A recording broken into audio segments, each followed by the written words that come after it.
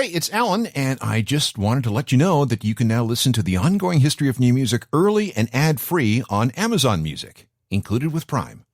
You would think that being a musician would be a very safe existence. Well, relatively safe. I mean, your job is to write and perform music. And yeah, you might get into the altercation and fight, but it's not like you're going to war, right? Yet every once in a while, we hear about a musician being murdered. The earliest example I can find is Alessandro Stradella. He was an Italian composer of classical music, and back in his day, which was the mid-1600s, he was quite the star and very influential with his 6 operas, 170 cantatas, and a long list of instrumental compositions. But then, on February 25th, 1682, he was found stabbed to death in a public square in Genoa. No one was ever convicted, although the story is that he was murdered by one of 3 brothers who accused Stradella of seducing their sister. The first musician I know of who got shot was Pinetop Smith, a boogie-woogie piano player from Chicago. In 1929, just as he was about to go into a recording session, he was shot during a fight at a dance hall. He might not have been the intended victim, but he died all the same. And the first musician of the rock and roll era to be murdered was probably Sam Cooke on December 11th, 1964. Fantastic soul singer. He took a gunshot wound to the chest when Bertha Franklin, the manager of the Hacienda Motel in South Central Los Angeles, said he attacked her. She said it was in self-defense, but even today, there are a lot of questions about the case. How many other rock musicians have been murdered since then? Fortunately, not a lot, but there is a tragic list.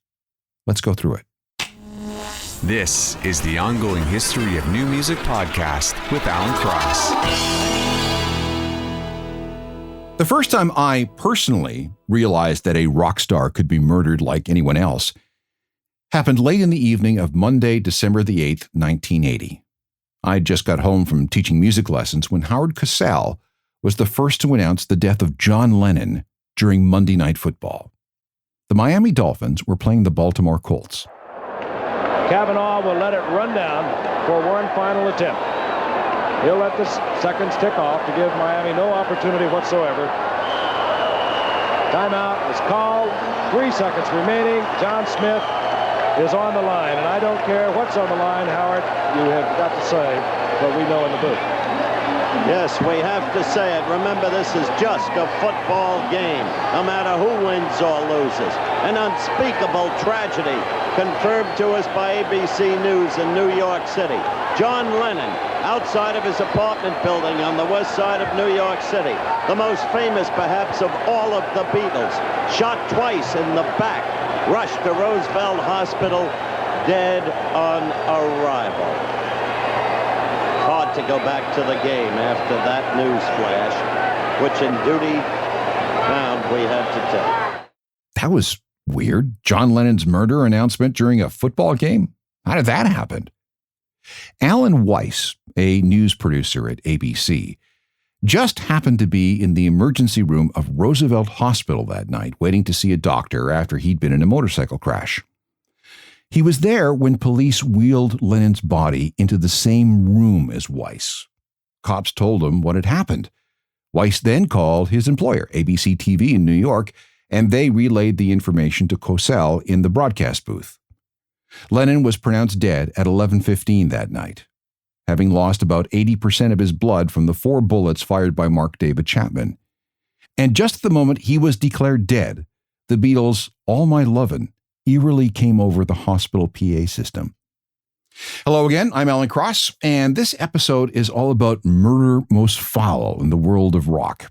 I'm going to call this another crossover episode with my podcast, Uncharted: Crime and Mayhem in the Music Industry. You'll see why. You might find this rather surprising. There haven't been that many rock musician murders. It's far, far worse in the world of hip-hop. Tupac, Biggie, Jam Master Jay, Nipsey Hussle, Pop Smoke, and dozens of others. But when it comes to rock, there hasn't been that many. We've already talked about the biggest in John Lennon. And Lennon, believe it or not, was the first household name from the world of rock to be murdered since Sam Cooke in 1964. And he arguably was the first rock and roller to be murdered. The vast majority of deaths in the world of rock have been health, drug, suicide, accident, or age-related.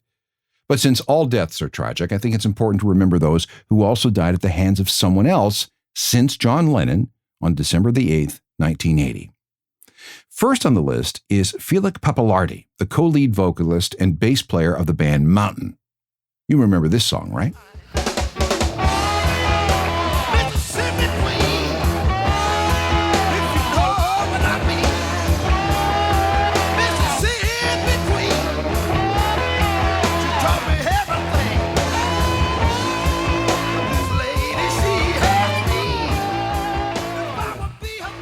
Even though he wrecked his hearing while playing with Mountain, Pappalardi was also a producer, working with bands like Cream and the Youngbloods. But then, on April 17, 1983, he was shot to death by his wife, who used a gun that he had given her as a gift. About a year later, April 1, 1984, Marvin Gaye was shot by his father when he tried to intervene in a fight his father, Marvin Gaye Sr., was having with his wife, Marvin's mother. Mr. Gaye might not have been in his right mind because of a brain tumor, but nonetheless, Marvin died. And then we skip way ahead to November 2nd, 1991. Dave Robotham was from Manchester. He was in a bunch of punk and post-punk bands before landing in the Durutti Column, a group considered to be very important by Factory Records. After that came a few other bands before he settled into a job playing on sessions for other Factory artists. And he made a decent living doing that. But on that Saturday, November 2nd, 1991, his girlfriend came round to his apartment and found him on the living room floor in a pool of blood. He'd been beaten to death with a hammer. No one was ever arrested, and this case remains unsolved.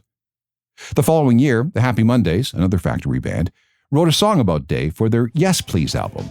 It's called Cowboy Dave. It's nothing that I can fix. I can fix it just like this. Nothing that can be fixed. I can fix it just like this.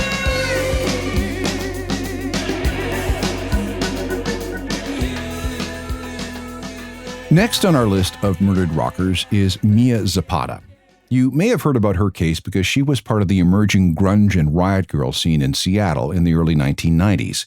That was a very tight-knit community, so when something happened to one of their own, it got a lot of attention. Mia was very well liked. Everybody wanted to be her friend. And when she joined a group called The Gits as their front person, bets were that the band was going to do well. A 1992 debut album entitled Frenching the Bully got some very good reviews. A second album was planned. They already had a title, Enter the Conquering Chicken. Around 2 a.m. of Wednesday, July 7th, 1993, Mia left a Seattle venue called the Comet Tavern in the Capitol Hill district. She briefly stopped in to see a friend who lived about a block away and then left to go home. Wasn't far, just a couple of blocks. It was about 2:10 a.m. But about an hour later, she was dead. Her body was found several blocks away. She'd been raped, she'd been strangled, she'd also been severely beaten and suffered a lacerated liver, an injury that would have killed her if she hadn't been strangled. It was a very gruesome death. Although she had no ID on her, the medical examiner happened to be a fan of the Gits, and he was able to identify her. There were no witnesses. Zapata's death was super shocking. The fear in the Seattle music community was intense. Who did this? Who would murder a popular indie musician and a woman? The trail was very, very cold, even after bands like Nirvana, Soundgarden, and Pearl Jam helped raise $70,000 to hire a private detective to look into things. That detective worked on the case for 3 years and found nothing. Same thing with a local investigative reporter. Nothing. A new initiative called Home Alive was started and began teaching self-defense to local women. There were compilation albums and concerts, again featuring Nirvana, Soundgarden, and Pearl Jam, along with Heart, the Presidents of the USA, and many others. Still no break in the case. But then, in 2003, something happened. A Cuban immigrant who was part of the Mariel boat lift in 1980 was working as a fisherman in Florida. His name was Jesus Mesquia. He was a bad guy with a history of not only burglary and assault, but violence towards women. All of his girlfriends and his ex-wife had filed complaints with the police. Mesquia had been in Seattle at the time of Mia's death. In fact, he was charged with indecent exposure about 2 weeks after Mia died. In 2002, he was arrested on charges of domestic abuse and burglary. A DNA sample was taken and checked against a national database. It just so happened that the Seattle PD had recovered a saliva sample from a bite mark on Mia's breast. They kept it in cold storage, awaiting the day when new technology would allow forensics experts to extract all the crucial information they needed for a match. In 2003, a match came through. The saliva from that bite mark belonged to Jesus Mesquia. Reconstructing the murder, police believe that Mesquia snuck up on Mia from behind. She didn't hear anything because she was listening to music on headphones. She was then dragged to his car, raped, assaulted, and strangled, and then her body dumped. Mesquia was put on trial and sentenced to 37 years in prison. He appealed, but still got 36 years. And then in May 2021, he died in a Seattle prison at the age of 66. No cause of death was ever released. Home Alive, that self-defense initiative, is still operating. Meanwhile, there have been plays and documentaries about Mia Zapata, and there have been songs and albums and music videos dedicated to her.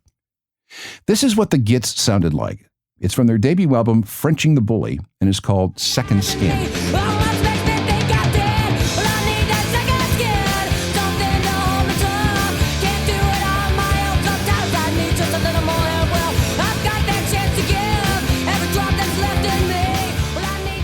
About a month after Mia Zapata was killed, so was Øystein Arseth, better known as Euronymous, from the Norwegian death metal band Mayhem. His story, and that of Mayhem, and it's a weird one, have a full episode dedicated to them with my podcast Uncharted, Crime and Mayhem in the Music Industry. But I'll give you the essentials. Euronymous' bandmate in Mayhem was Varg Vikernes. After a while, they were not getting along over the direction of the group and various shall we say, philosophical points about the Norwegian black metal scene. On August 10th, 1993, Vikernes went to Euronymous' apartment in Oslo, ostensibly to talk to him about a contract. There was a fight, and Vikernes stabbed Euronymous to death with 23 cuts. 23! That broke down to 2 stabs to the head, 5 to the neck, and 16 in the back. Vikernes says it was all in self-defense because Euronymous had come at him with some kind of stun gun with the intention of incapacitating him, torturing him, and then killing him, all while videotaping everything. Vikernes was arrested a little over a week later and sentenced to 21 years in prison. Charges included murder, burning down 4 churches, and possession of 3,000 rounds of ammunition and 150 kilos of explosives. Vikernes was released in 2009. He's still making music, writing about his various beliefs, and hosting a YouTube channel. Here's a sample of Mayhem featuring both Euronymous and Varg Vikernes.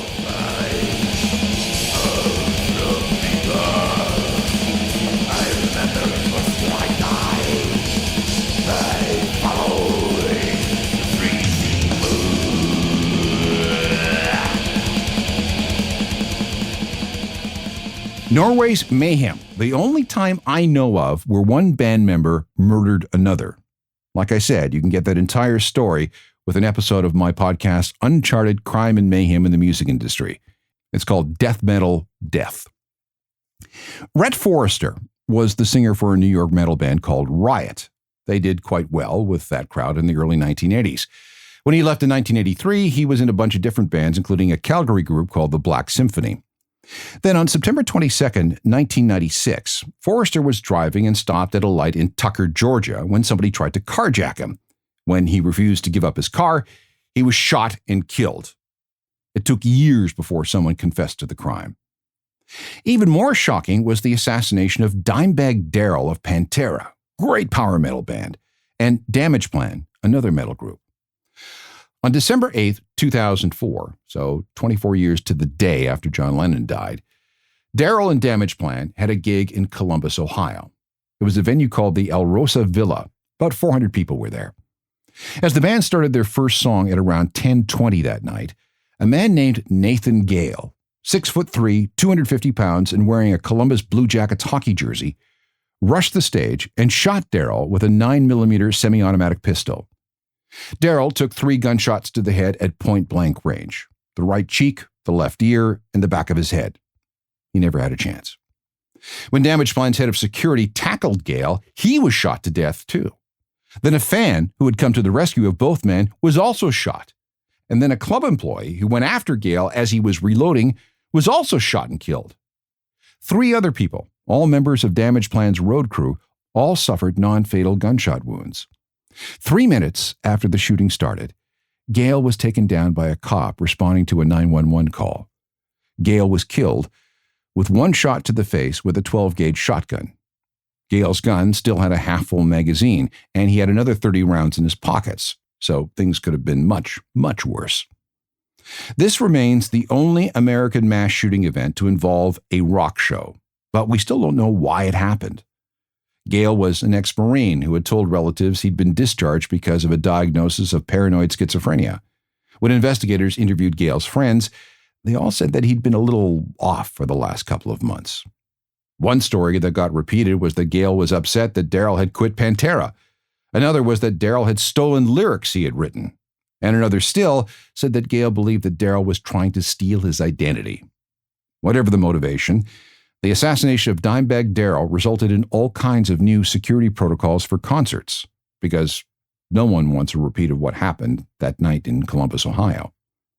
Dimebag Darrell and Pantera remain revered in the halls of metal history.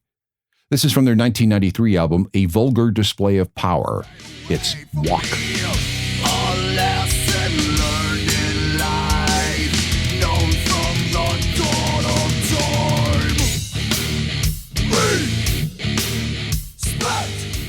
When we come back, more murdered musicians, including 2 people wiped out as part of another mass killing spree.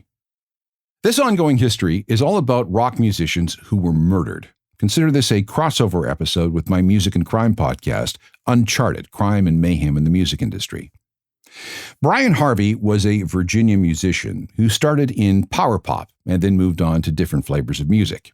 He eventually landed a role as a frontman and guitarist for House of Freaks, one of the first 2-man bands we ever saw back in the 1980s. After bouncing around a bunch of labels, House of Freaks broke up. There was another project entitled Gutterball, and then after that, not much was really heard from Brian. This brings us to the Richmond spree murders in 2006. Over 7 days that January, 7 people were killed by Ricky Gray and his nephew, Ray Dandridge, who got help from Ray's girlfriend, Ashley Baskerville. These were bad guys. Before the spree, in November 2005, Gray killed his wife and buried her in a shallow grave. For some reason, there was no homicide investigation. Then there was the near-fatal beating of a man named Ryan Carey, but the worst was yet to come. Early in the afternoon of January 1st, 2006, Richmond police received calls of a house on fire.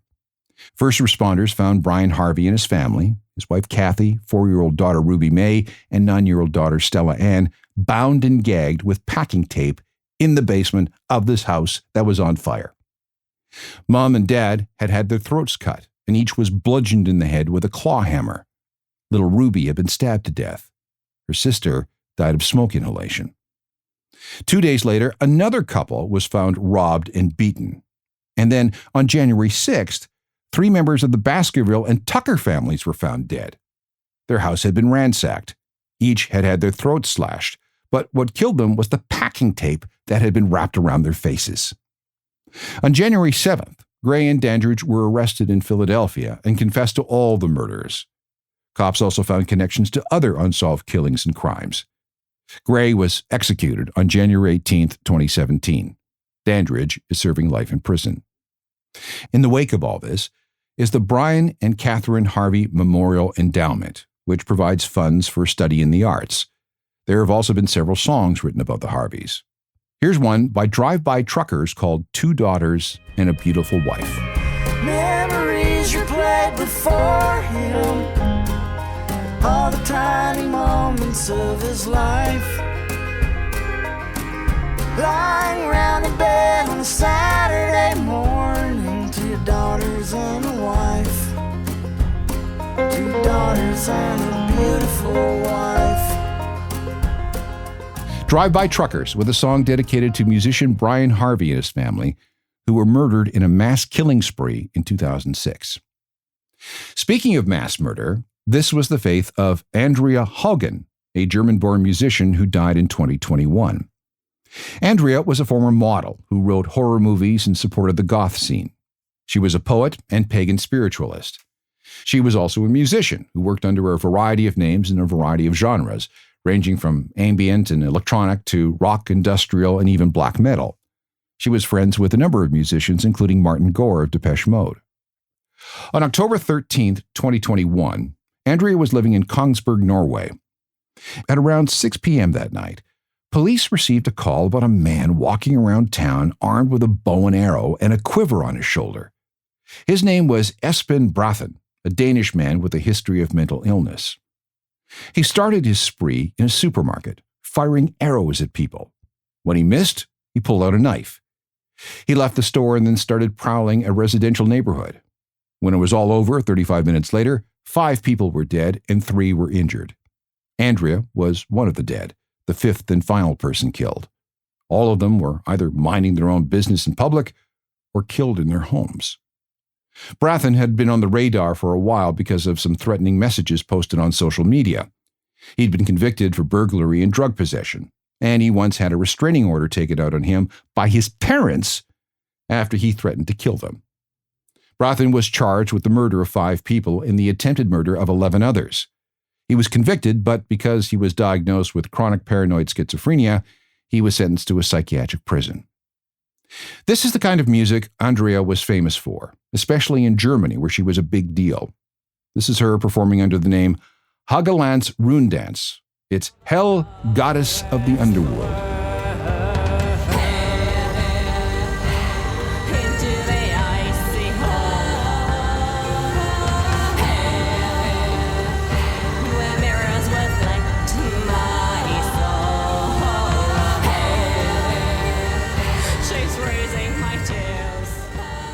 Andrea Hare, under the name Helgeland's Runddans. And that's my list of confirmed murders of musicians. Now we're going to move on to some deaths that were pretty suspicious. So, murder? Definite maybe. Like I said earlier, there haven't been a lot of rock star murders in the last 60 or 70 years, but there are some crimes that might be on this list one day pending further evidence and investigation. For example, Bobby Fuller of the Bobby Fuller 4. He was found dead in a car outside his apartment in L.A. on July 18, 1966. He'd just had a big hit with his cover of the song I Fought the Law. So, how did he end up dead in his car? The autopsy showed that he had hemorrhages on his face, chest, and side that the coroner concluded were caused by inhaling gasoline vapors in the summer heat. There were no bruises, no broken bones, no cuts, no wounds. So, was it suicide? Was it an accident? Was it murder? The coroner couldn't say for sure. There are theories, though. Jim Reese, who played in Bobby's band, postulated that Charles Manson had something to do with it. But that didn't make sense because Manson was in prison at the time. There's another theory about the LA police having to do something with staging his death because Fuller might have been connected to a woman who was in turn connected to the mob. There has never been a definitive answer in this case, spurring TV shows and books on his death. Artists from Lou Reed to Metric have referenced Fuller in songs. And you got to wonder what Fuller would have thought of the Clash's version of his biggest song.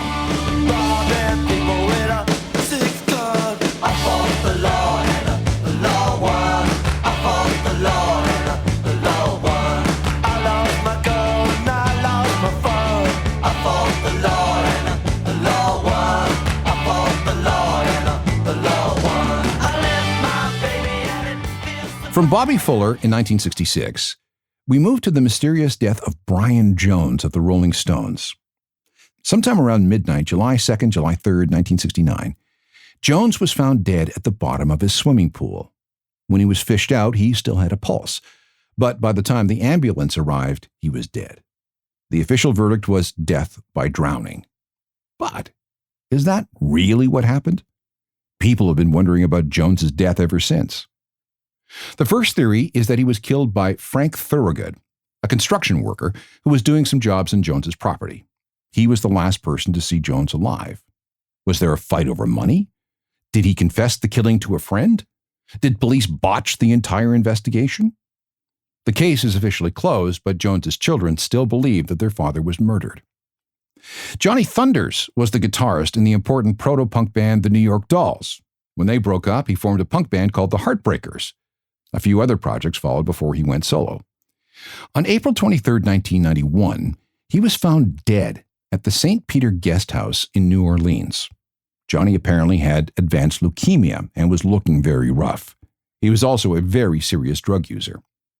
His death was initially ruled an overdose of cocaine and methadone, open and shut case. But not everyone believes that. Dee Ramone is one person who thought it was murder. He believed that Thunders had gotten mixed up with some dangerous drug folks who found out that he had a very large supply of methadone that he had obtained in the UK. Dee claims that Thunders was drugged with LSD, he was killed, and then the methadone was stolen. A conflicting coroner's report also showed that Thunders did not have fatal amounts of drugs in his system, so there had to be another reason for his death. Efforts by his family and friends to reopen the investigation have all been stonewalled. It looks like we will never know the absolute truth about the death of Johnny Thunders. These are the Heartbreakers and Chinese Rocks. And yes, the song is about heroin. And the co-writer is Dee Ramone.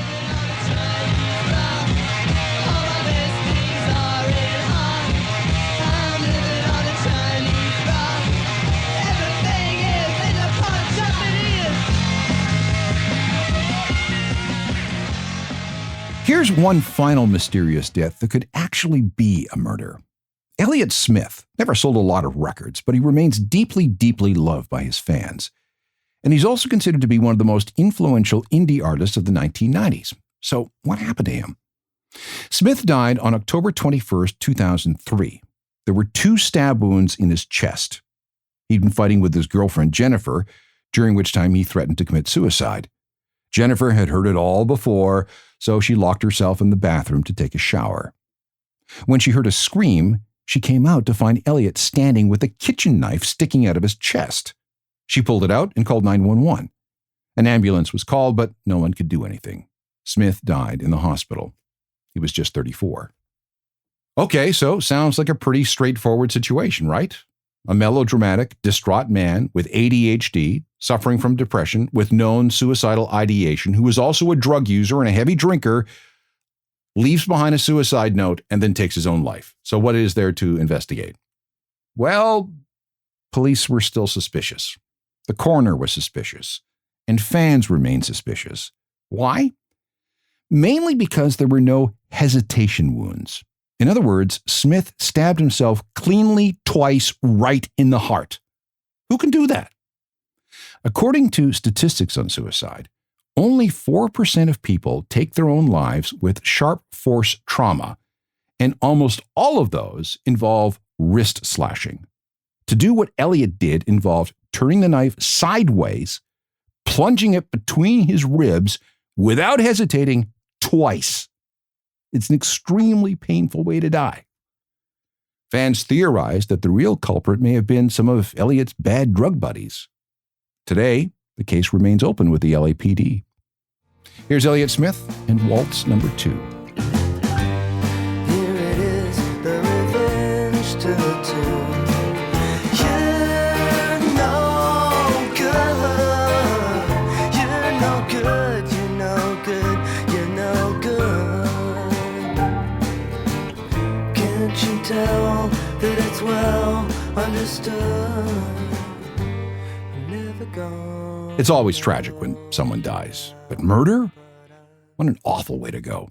And the idea of taking someone's life? I mean, wow. But crimes are committed, and people do suffer for it.